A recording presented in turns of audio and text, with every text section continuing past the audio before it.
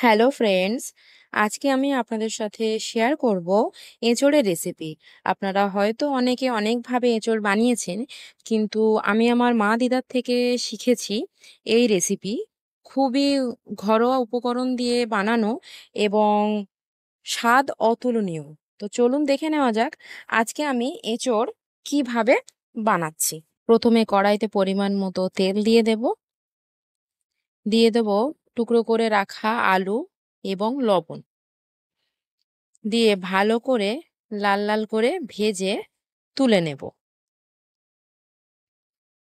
ওই তেলে দিয়ে দেব বেশ কিছুটা পেঁয়াজ কুচি, পরিমাণ মতো লবণ দিয়ে ভালো করে লাল লাল করে ভেজে নেব। দিয়ে দেব নারকেলের দুধ,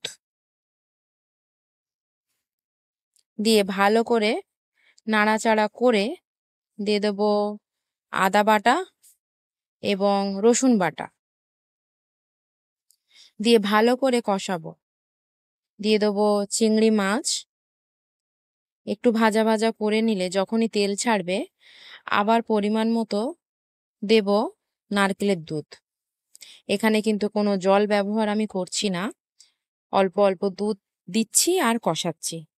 দিয়ে দেব ভাজা আলু এবং তেজপাতা। দেখুন কষাতে কষাতে চারিদিক থেকে কেমন তেল ছেড়ে আসছে। আবারও কিছুটা দুধ দিয়ে নাড়িয়ে চাড়িয়ে নিয়ে দিয়ে দেবো পরিমাণ মতো হলুদ এবং কাশ্মীরি লঙ্কা গুঁড়ো। দিলাম কয়েকটা কাঁচা লঙ্কা চেরা,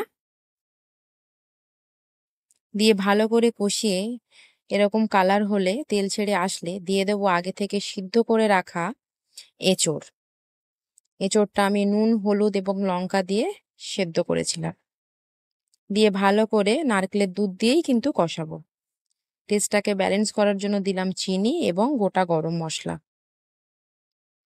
আবারও দুধ দিয়ে ভালো করে ফুটিয়ে নেব। যখন এরকম শুকনো শুকনো হবে তেল ছেড়ে আসলে ব্যাস, নামিয়ে রেডি আমার এঁচোড়ের রেসিপি। যদি আপনাদের ভিডিওটা ভালো লেগে থাকে প্লিজ ছেড়ে যাওয়ার আগে like comment share and subscribe করে যাবেন। Thank you.